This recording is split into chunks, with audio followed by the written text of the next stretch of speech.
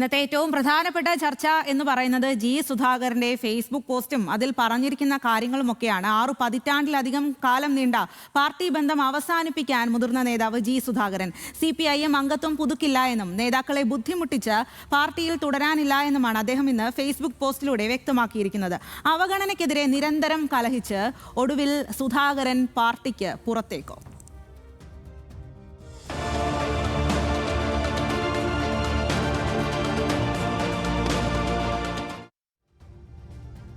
അപ്പോൾ അതുതന്നെയാണ് 1946 November 10 മാവേലിക്കരയിലെ താമരക്കുളത്താണ് G Sudhakaran ജനിക്കുന്നത്. അപ്പോൾ അദ്ദേഹത്തിൻ്റെ ഒരു ജീവചരിത്രം നമുക്ക് ഈ ഒരു സമയത്ത് ഒന്ന് പരിശോധിക്കാം എന്നുള്ളതാണ്. പാർട്ടിയിലെ ഏറ്റവും മുതിർന്ന നേതാവാണ് ജി സുധാകരൻ. വിദ്യാർത്ഥി ജീവിതകാലത്ത് തന്നെ രാഷ്ട്രീയത്തിൽ സജീവമായിരുന്നു. കേരള സ്റ്റുഡൻസ് ഫെഡറേഷൻ, അതായത് KSFന്റെ സംസ്ഥാന ജോയിന്റ് സെക്രട്ടറി ആയിരുന്നു അദ്ദേഹം. പിന്നീട് SFI രൂപീകരിക്കപ്പെട്ടപ്പോൾ അതിൻ്റെ ആദ്യ സംസ്ഥാന പ്രസിഡന്റായി തെരഞ്ഞെടുക്കപ്പെടുകയും ചെയ്തു. അന്ന് മുതൽ പാർട്ടിക്ക് വേണ്ടി പ്രവർത്തിക്കുന്ന ഒരു സഖാവ് എന്ന് അക്ഷരാർത്ഥത്തിൽ നമുക്ക് വിളിക്കാൻ സാധിക്കുന്ന നേതാവ് തന്നെയാണ് ജി സുധാകരൻ.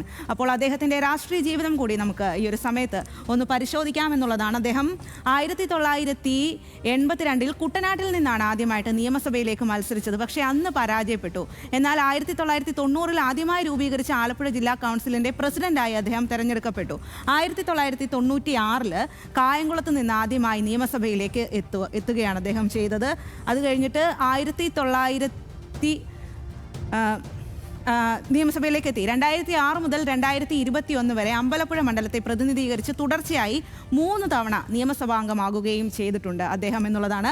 അതുപോലെ അദ്ദേഹം മന്ത്രി പദവി 2 തവണയാണ് വഹിച്ചത്. ആദ്യം VS അച്യുതാനന്ദൻ സർക്കാരിൻ്റെ കാലത്ത് 2006 മുതൽ 2011 വരെ സഹകരണം കയർ ദേവസ്വം വകുപ്പ് മന്ത്രിയായിട്ടാണ് പ്രവർത്തിച്ചത്. അത് കഴിഞ്ഞിട്ട് ഒന്നാം പിണറായി സർക്കാരിൻ്റെ കാലത്താണ് അദ്ദേഹം രണ്ടാമത് വീണ്ടും മന്ത്രിയാവുന്നത്. അത് 2016 മുതൽ 2021 വരെ പൊതുമരാമത്ത് രജിസ്ട്രേഷൻ വകുപ്പ് മന്ത്രിയായിട്ടാണ് അദ്ദേഹം പ്രവർത്തിച്ചത്. നമുക്കെല്ലാം ഓർമ്മയുണ്ട് ആ സമയത്ത് അദ്ദേഹം ചെയ്ത ഒരുപാട് പ്രവർത്തികളും കാര്യങ്ങളുമൊക്കെ വലിയ തരത്തിൽ ചർച്ചയായതാണ്. അത് പൊതുമരാമത്ത് മന്ത്രിയായിരിക്കെ അദ്ദേഹം കേരളത്തിലെ റോഡുകളുടെയും പാലങ്ങളുടെയും വികസനം അത്തരം കാര്യങ്ങളൊക്കെ നടപ്പാക്കിയിരുന്നു. അതുപോലെ തന്നെ അഴിമതിക്കറ പുരളാത്ത നേതാവ് എന്ന ഒരു പ്രതിച്ഛായയും അദ്ദേഹത്തിന് ആ സമയത്തുണ്ടായിരുന്നു. അദ്ദേഹം വികസന നായകൻ എന്നുള്ള തരത്തിൽ ആ സമയത്ത് വലിയ തരത്തിൽ അദ്ദേഹത്തെക്കുറിച്ച് ചർച്ചകൾ ചെയ്യുകയും ചെയ്തിരുന്നു. ആ കാലമൊക്കെ നമുക്ക് ഓർമ്മയുള്ളതാണ്.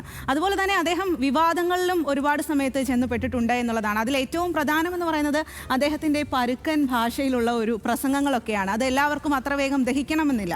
മറ്റൊന്നെന്ന് പറയുന്നത് കരാറുകാർക്കും പൂജാരിമാർക്കുമൊക്കെ എതിരെ ഉള്ള പരാമർശങ്ങളൊക്കെ ആ സമയത്ത് വലിയ തരത്തിൽ ചർച്ചയാവുകയും വിമർശനങ്ങളൊക്കെ ഉണ്ടാവുകയും ചെയ്തിരുന്നു. അദ്ദേഹത്തിൻ്റെ വാക്കുകൾ അത്തരത്തിലൊരു കാർക്കശ്യക്കാരൻ്റെ വാക്കുകളായിരുന്നു പലപ്പോഴും. എപ്പോഴും അദ്ദേഹം പറഞ്ഞിട്ടുണ്ട് VS അച്യുതാനന്ദനാണ് തൻ്റെ ഗുരുസ്ഥാനത്ത് ഉള്ളത് എന്നുള്ളത്. VS അച്യുതാനന്ദൻ പിന്തുടർന്നു പോന്ന ചില കാർക്കശ്യങ്ങളൊക്കെ പലപ്പോഴും ജി സുധാകരനിലും കാണാനായിട്ട് സാധിച്ചിരുന്നു എന്നുള്ളതാണ്. ഇപ്പോഴും അദ്ദേഹം ആ നിലപാട്, ആ സ്വരത്തിലൊക്കെ തുടരുന്നു എന്നുള്ളതാണ്.